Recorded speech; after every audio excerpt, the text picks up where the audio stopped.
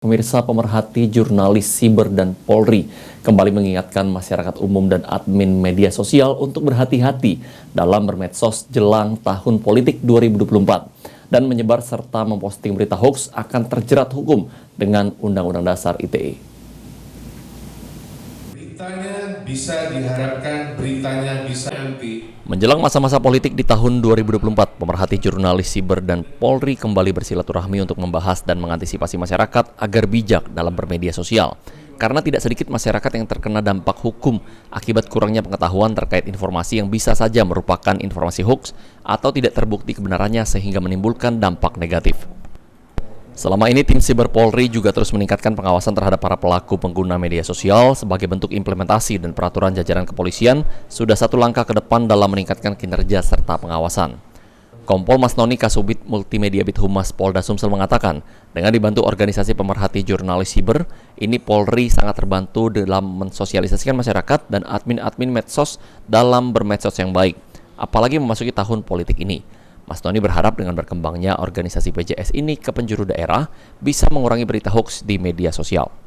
Mana ada pembentukannya di PD ya, apalagi sudah ada pembentukan di masing-masing cabang kabupaten, jadi sehingga apa yang menjadi arahan dari pimpinan jadi sampai ke bawah bisa jadi terpusat.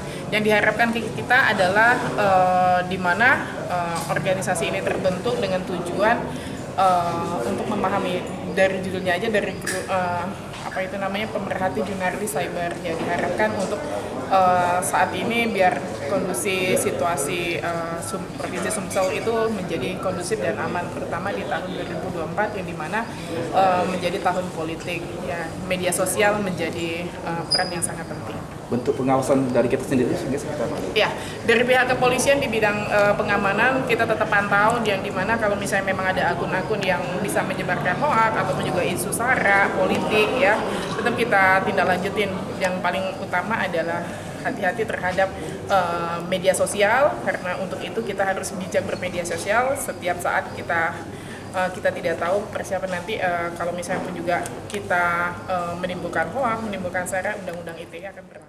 Sementara itu, Rino Triyono, Ketua Umum DPD PJS Sumsel mengatakan jika PJS Sumsel ini akan melakukan pengawasan terhadap media sosial dan jurnalis agar tidak membuat dan menyebarkan berita hoax, dan memasuki tahun politik ini PJS akan berperan aktif dalam membantu Polri mengawasi berita hoax. Tugas dan fungsinya yang pertama sama seperti kawan-kawan jurnalis juga, ya kan, untuk meliput berita, ya kan, menyajikan sebuah kebenaran. Kemudian yang kedua terkait organisasi, bagaimana PJS itu bisa menjadi referensi bagi seluruh kawan-kawan wartawan dengan membuktikan dari sikap dan tingkah laku kita pada saat pengambilan berita, ya kan. Karena kita tahu hari ini ya gitu, ada beberapa sebagian kecil katakanlah dari wartawan kadang kalau nemuin pejabat masih pakai kekuatan, itu pun kita wajib untuk PJS harus lebih elegan.